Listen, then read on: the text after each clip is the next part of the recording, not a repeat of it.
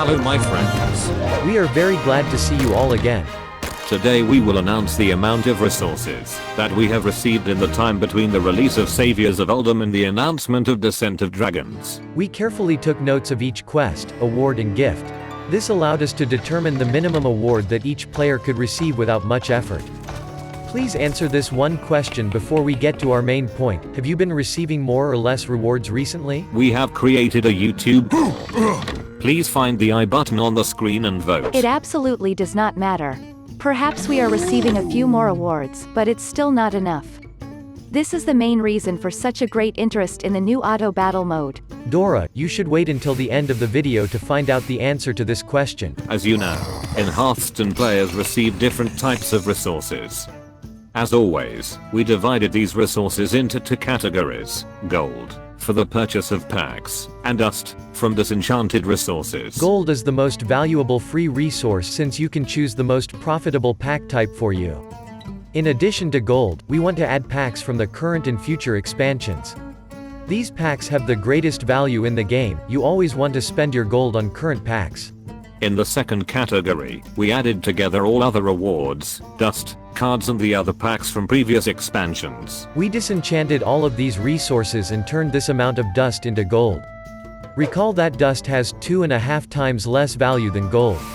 Let's start with daily quests. Daily quests remain the most important source of your gold. Here are the statistics we managed to get over almost 4 months. In 57% of cases we received quests for 50 gold. In 36% of cases we received quests for 60 gold. With a 5% probability, we received a quest for a classic pack. Unfortunately, in almost 4 months we only got one, Play a Friend, quest for 80 gold. On average, each player received more than 53 gold per day. The period between the Saviors of Uldum and Descent of Dragons is 126 days. During this time, you had the opportunity to earn 6,700 gold and an additional 12 classic packs, which are equivalent to 1,200 dust or almost 500 gold. Actually, this amount does not look very impressive. Given that players had to enter the game every day, re-roll quests with a small rewards to try for more substantial rewards, and then spend time completing them. Dora, we think differently. You should not forget that, since the update on November 5th, significant changes have occurred to the daily quest system. First, it makes no sense now to replace quests since you will always get a quest with high rewards, at least 60 gold. Due to this, players can earn more. Secondly, quests have become easier to carry out, which means that players need to spend less time completing quests. The second important source of gold is wins in play mode. You can obtain up to 100 gold per day. Every 3 victories rewards 10 gold. Victories in Battlegrounds mode will also bring you 10 gold, if you place in the top 4 3 times. According to our statistics, 25% of players don't play Hearthstone every day. Most players achieve only 3 wins per day. Thus, in 126 days, most players earned only 1,260 gold. For this amount of gold you can buy only 12 Descent of Dragons packs. Every month we get a reward for reaching certain ranks. If you get at least 3 victories each day, it is not difficult to reach rank 10. For this achievement, you will receive a golden rare card and 2 golden commons. In other words, you get 200 dust. For 4 months you can get 800 dust. This amount is equivalent to only 300 gold. This is ridiculous. This award has almost no value. It does not make sense to grind ranked for such a small reward. Dora, you're absolutely right. Developers have long promised an increase in ranked awards, but it has never happened. This innovation seems too complex for Blizzard. They are just a small indie company, after all. Let's talk about another source of resources. Every Wednesday we get a new Tavern Brawl. In total for the period between expansions, we have the opportunity to take part in 18 Tavern Brawls. Unfortunately, we usually just get a classic pack, the contents of which you will have to disenchant into dust. Twice we had the opportunity to get Saviors of Uldum packs. But the most important thing in Tavern Brawl is the opportunity to take part in the standard Brawlicium. This is an analog of the arena. Using cards in your own collection, you build a deck for the standard format. Like Arena, once you lose 3 games in the Brawlicium you are out. The most interesting part is the reward. On average, if you have not been able to win even once, you will receive a reward that is equivalent to 113 gold. but in cases where you achieve 12 victories, you will receive a prize which is equivalent to 812 gold. Standard Brawlicium took place twice during this period, and this is a great brawl. If you are an experienced player, you can use this opportunity to earn much more resources.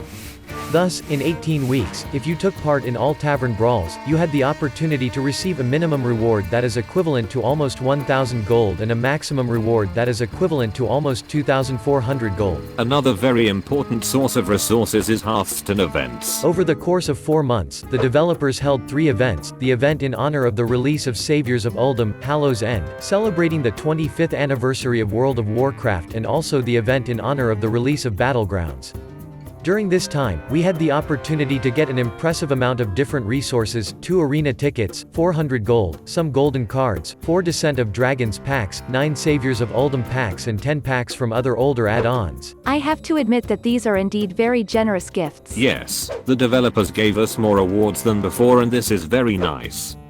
The minimum award we managed to get is equivalent to almost 2,500 gold, and the maximum award was almost 4,000 gold. The last source of resources is official streams on Twitch.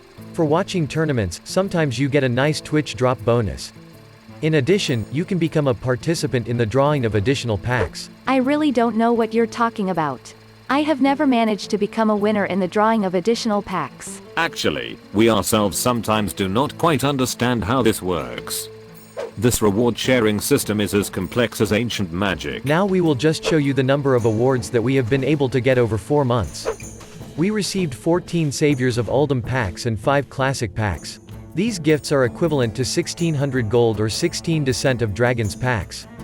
Let's summarize. Completing quests gave us 7,200 gold, plus 1,200 gold for 3 victories every day. For this amount of gold we will be able to purchase 84 Descent of Dragons packs.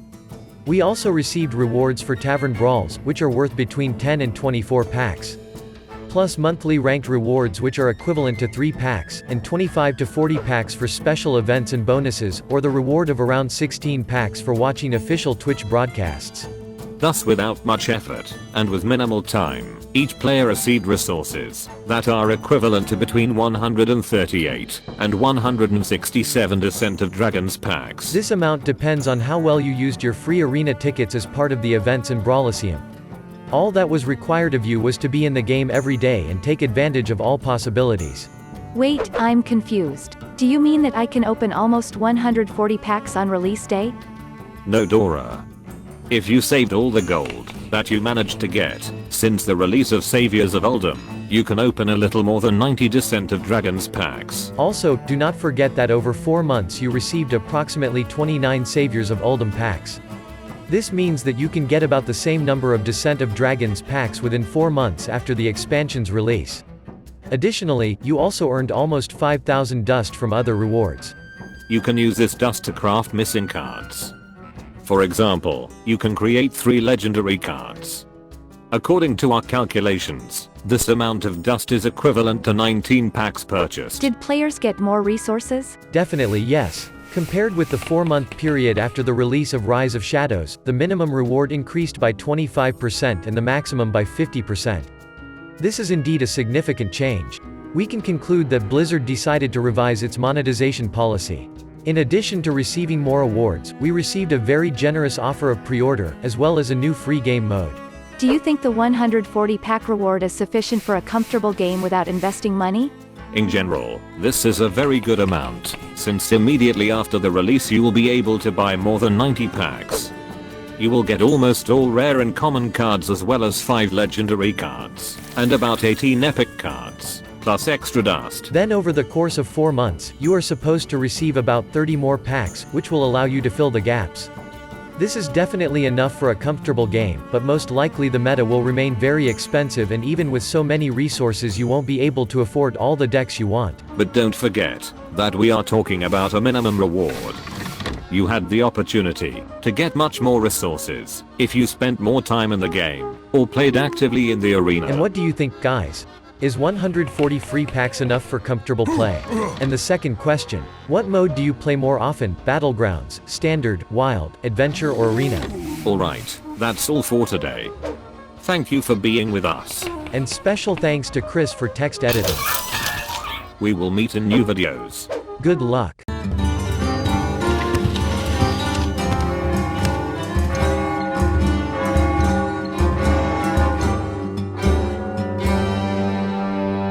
Huh?